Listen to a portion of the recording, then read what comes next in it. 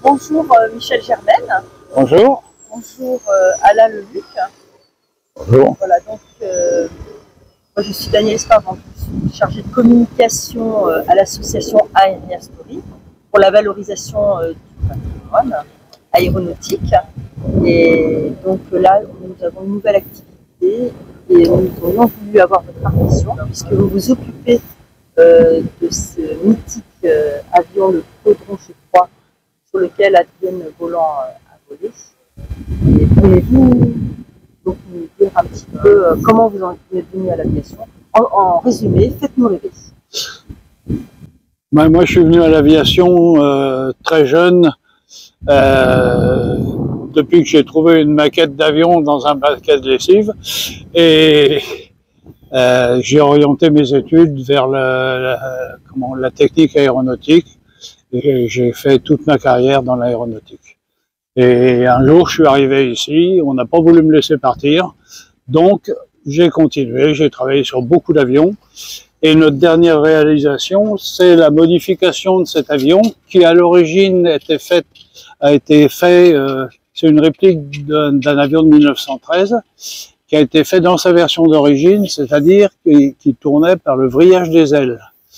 Et ça marchait pas vraiment bien. Donc, on nous a demandé de le mettre dans la dernière version qui avait été faite, celle qu'a utilisée Adrienne Volant pour la traversée des Andes, c'est-à-dire lui mettre des ailerons, comme un avion normal. Et avec des ailerons, on a eu le plaisir de le piloter tous les deux. C'est un avion ancien, donc avec des réactions d'avions anciens, la lourdeur des commandes, le retard pour effectuer le mouvement qu'on demande, et l'anticipation qu'il faut pour ressortir de ce fameux mouvement, mais c'est un avion fabuleux à piloter. En plus, ça sent les gaz d'échappement, ça sent un peu l'huile, un petit peu l'essence, on y voit plus ou moins bien, mais c'est un avion fabuleux à piloter. Que je souhaite vraiment qu'il y ait beaucoup de gens qui aient ce plaisir de voler vraiment à l'ancienne. Par rapport à ça, non, il a très bien expliqué.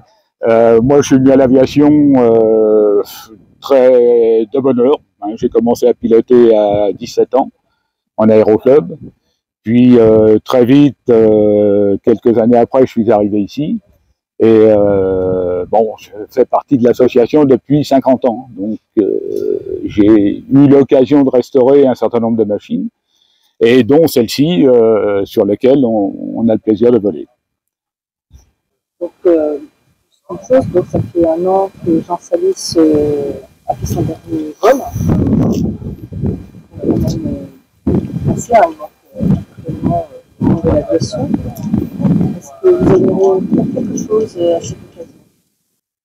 Bah, écoutez, Jean Salis, d'abord on est chez lui, enfin chez lui, chez la famille Salis, on va dire.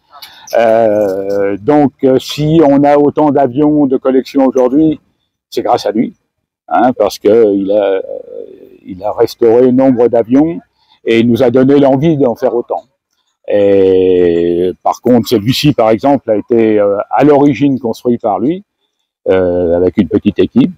Et bon, il y a un nombre d'avions ici que nous avons. Nous avons un Pégou, c'est-à-dire un Blériot 11-2, qui est le type d'avion que Pégou a utilisé pour faire la première boucle. On a un Moranache qui est aussi le modèle qui a traversé la Méditerranée avec Roland Garros. Et ces autres avions-là ont été construits aussi sous la direction de Jean Salis. Voilà. Donc, on a plaisir maintenant à les faire voler, un peu en souvenir de ce personnage qui était extraordinaire. Merci en tout cas. Merci.